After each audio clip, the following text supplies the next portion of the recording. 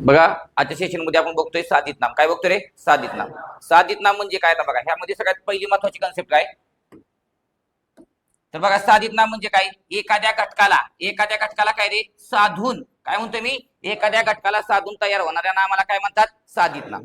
Okay, एखाद्या घटकाला साधून तयार होणाऱ्या नामाला काय म्हणतात? साधित नाम. मग यामध्ये काय करतात बघा, धातूला साधून, बघा धातूला जर साधून तयार केलं तर त्याला काय म्हणायचं रे? धातू साधित नाम. काय म्हणायचं? धातू साधित नाम. बघा विशेषण. विशेषण म्हणजे काय रे? नामाबद्दल विशेष माहिती सांगून नामाची व्याप्ती मर्यादित करणाऱ्या शब्दाला काय म्हणतो मी? नामाबद्दल. बघा एक उदाहरण घेतलं मी, नकटी. काय म्हणलं मी? नकटी मुलगी.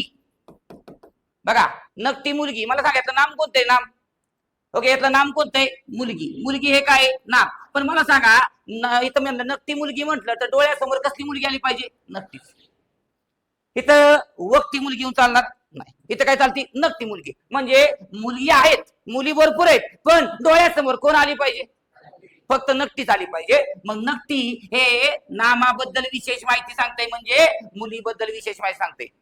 आणि मुलीबद्दल विशेष माहिती सांगते ना, म्हणून याला म्हणायचं विशेषण. काय म्हणायचं? विशेषण. मग विशेषणाला साधून जर एखादं नाम तयार केलं तर त्याला काय म्हणायचं? बोला बोला. विशेषण साधित नाम. काय म्हणायचं? विशेषण साधित नाम. बघा रे, आणि काय काय वेळेस बघा अव्ययाला साधून.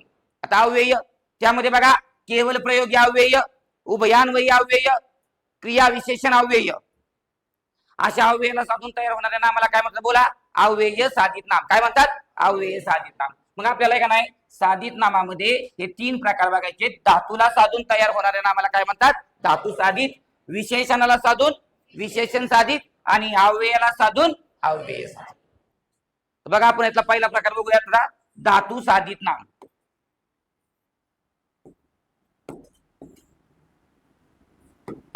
बघा क्रियापदाच्या मूळ रूपाला काय म्हणतात? धातू. आता मी क्रियापद घेतलं, बोला काय घेतलं रे?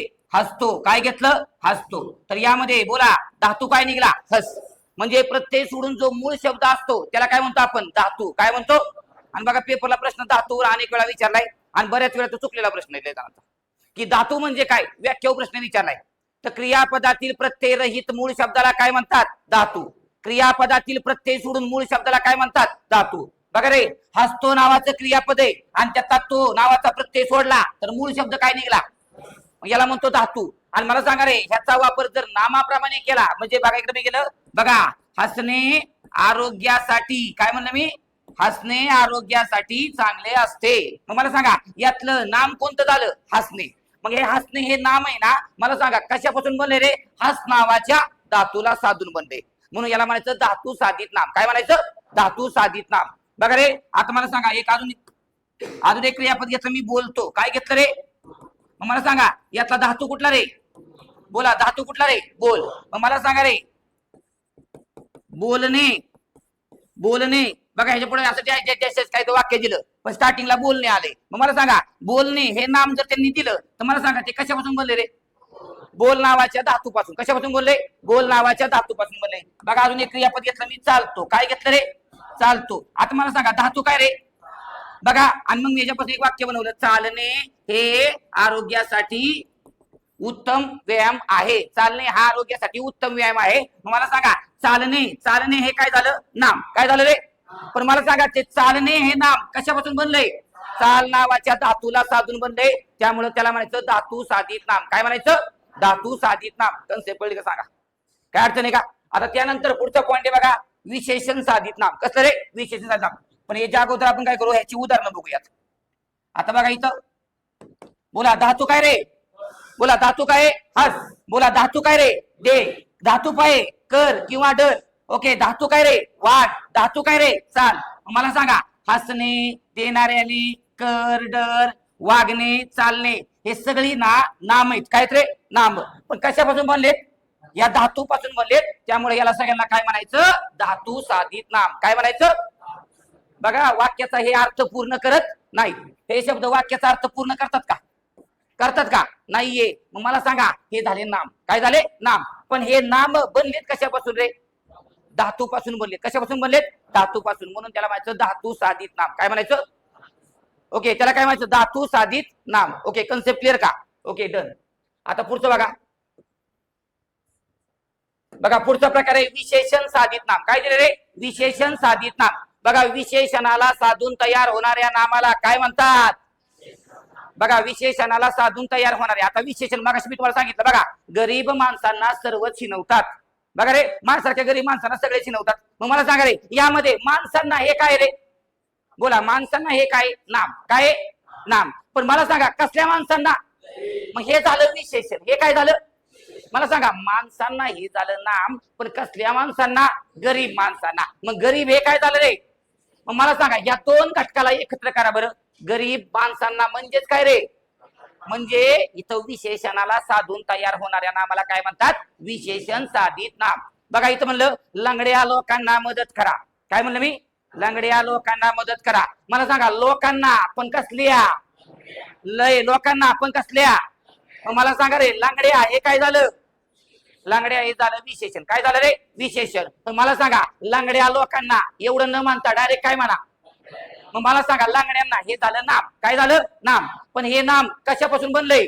विशेषणाला साधून. म्हणून याला म्हणायचं विशेषण साधित नाम. काय म्हणायचं?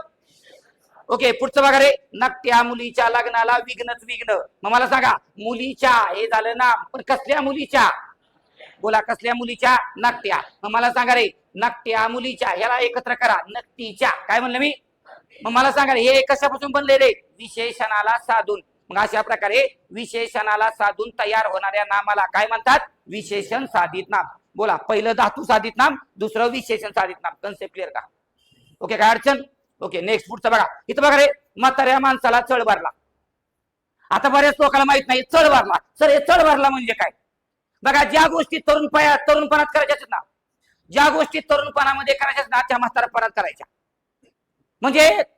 म्हणजे म्हातारा माणूस आहे, आज आहे तर उद्या नाही, उद्या तिरटी उठाय बसली त्याची. पण ते काय म्हणते रे?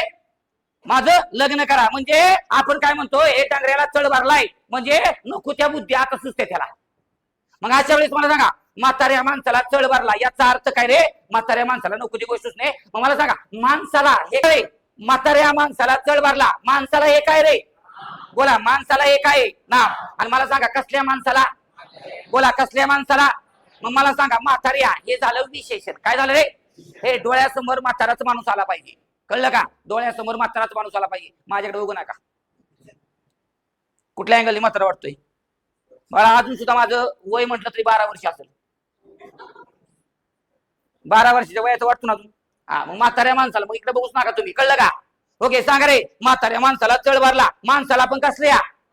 म्हाताऱ्या. मग मला सांगा ह्या दोन गोष्टीला एकत्र करा. म्हणा म्हाताऱ्याला चढ भरला. काय म्हणायचं?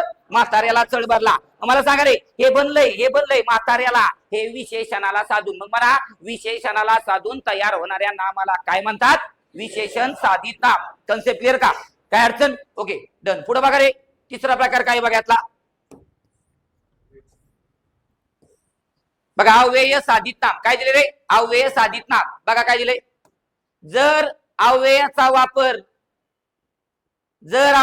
वापर नामाप्रमाणे केला तर त्याला काय म्हणायचं? बोला काय म्हणायचं रे? अव्यय साधित नाम. जर अव्ययाचा वापर नामाप्रमाणे केला तर त्याला म्हणायचं अव्यय साधित नाम. काय म्हणायचं? अव्यय साधित नाम. मला सांगा रे, अव्ययामध्ये बघा आणि व शिवाय हे हे हे आहेत उभयान्वयी अव्यय. काय आहेत? उभयान्वयी अव्यय. मला सांगा उभयान्वयी अव्ययाचा वापर आपण काय करतो? दोन शब्द किंवा दोन वाक्याला एकत्र जोडण्यासाठी करतो. Yes sir no? मग मला सांगा जर यांचा वापर जोडण्यासाठी न करता वाक्यात कुठं पण केला असेल पण ते दोन वाक्याला किंवा दोन शब्दाला जोडत नसेल तर त्याला म्हणायचं नाम. काय म्हणायचं? नाम. फॉर एक्झाम्पल बघा रे, मी असं म्हणलं गुड्डी. काय म्हणलं मी? गुड्डी आणि बाल्या. काय म्हणलं मी? हा, मसनात गेले असं म्हणलं चालतंय, काय अडचण नाही. मला सांगा गुड्डीला आणि बाल्याला जोडलं कुणी? मग अशा वेळेस मला सांगा हे काय झालं? हे झालं उभयान्वयी अव्यय. काय म्हणलं? बोला काय म्हणलं? उभयान्वयी अव्यय. आणि एक काम करा बघा, त्या वाक्यात बघा त्याच्या प्रत्येक वाक्यात आणीचा वापर होतो. आता मला सांगा आणि हे असताना काय रे? अव्यय. आणि हे असताना काय? उभयान्वयी अव्यय. काय आहे? उभयान्वयी अव्यय. पण या वाक्यात मला सांगा ते जोडण्याचं काम करताय बघा. त्याच्या प्रत्येक वाक्यात चा वापर असतो आणि मध्ये काय आलंय बघा आणि. मला सांगा यातलं आणि हे जोडतंय का दोन जणाला? नाहीये. जोडतंय का रे? नाही. मग त्याला म्हणायचं नाम. काय म्हणायचं? जर एखाद्या अव्ययाचा वापर दोन घटकाला जोडण्यासाठी केला नसेल पण वाक्यामध्ये आला असेल तर त्याला उभयान्वयी अव्यय म्हणायचं नाही, त्याला काय म्हणायचं बोला. ओके, आता मला सांग रे, इथं आलंय चितू, काय आलंय रे चितू, इथं काय आलंय वाहवा, काय आलंय रे. मला सांगा हे जर वाक्याच्या सुरुवातीला आलं असतं आणि वाक्याच्या सुरुवातीला येऊन एखाद्या भावना प्रकट करत असतं, काय करत असतं भावना. मला सांगा रे, मी असं म्हणलं की वाहवा सचिन काय खेळला कालच्या क्रिकेटमध्ये. बघा मी काय म्हणलं वाहवा सचिन काय खेळला कालच्या क्रिकेटमध्ये. मला सांगा हे काय झालं रे बोला, हे काय झालं केवळ प्रयोगी अव्यय, कारण केवळ प्रयोगी अव्यय बघा वाहवा आणि उद्गारवाचक चिन्ह दिलं म्हणजे हा काय झाला रे भावनेचा उद्गार. ह्याच्या पुढे एखादं वाक्य दिलं, ह्याच्या पुढे एखादं वाक्य दिलं तर मला सांगा हे वाहवा वाक्याच्या सुरुवातीला आलंय आणि ते एखाद्या वाक्यातली काय करते भावना प्रकट करते, काय करते भावना प्रकट करते, त्यावेळेस त्याला म्हणायचं केवळ प्रयोगी अव्यय. काय म्हणायचं. आणि मला सांगा हेच जर वाक्याच्या सुरुवातीला नाही आलं वाक्याच्या मध्ये आलं बघा वाहवा चितू, तर मला सांगा याला म्हणायचं नाम, काय म्हणायचं. पण मूळचं हे काय केवळ प्रयोगी अव्यय. मला सांगा कसलं तरी अव्यय आहे का नाही, आहे का नाही, मग याला म्हणायचं अव्यय साधित नाम, काय म्हणायचं. ओके, मग मला सांगा तीन कन्सेप्ट साधित नामाच्या तीन कन्सेप्ट बोला 100% कळल्या का. ओके स्टॉप कर.